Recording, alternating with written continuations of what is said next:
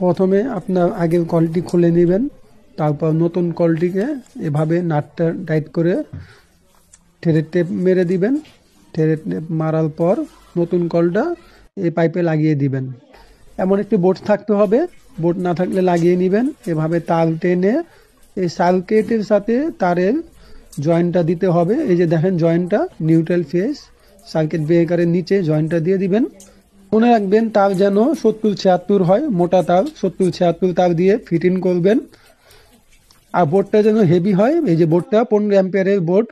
এই যে কলটা আমি ছেড়ে দিলাম, এখন ঠান্ডা পানি বের হবে, অফ। এখন আমি প্লাগটা দেব। প্লাগটা দেওয়ার পর এই প্লাগটা দিয়েছি আমি, সুইচটা পরে দিবেন। প্রথমে কলকে আবার ছাড়বেন, বামে ছাড়বেন। এই যে ঠান্ডা পানি বেরোচ্ছে, যে পানিটা পাইপ থেকে আসে। এখন সুইচ দিবেন। সুইচ দেওয়ার পর এই যে লাইটটা জ্বলবে। এই যে এখন আপনার গরম পানি বের হবে। এই যে গরম পানি বেরোচ্ছে। সব পানি দিয়ে আপনি গোসল করতে পারবেন, অজু করতে পারবেন। খুবই সুন্দর একটি কল, মাশাআল্লাহ, আলহামদুলিল্লাহ। এই ডিজিটাল লাইটটা দেখতে পাচ্ছেন, এই লাইট জ্বলে থাকবে। তারপর আপনি কলটি ব্যবহার করার পর আপনি এই কন্ট্রোলটাকে ডান দিকে দিয়ে দিবেন।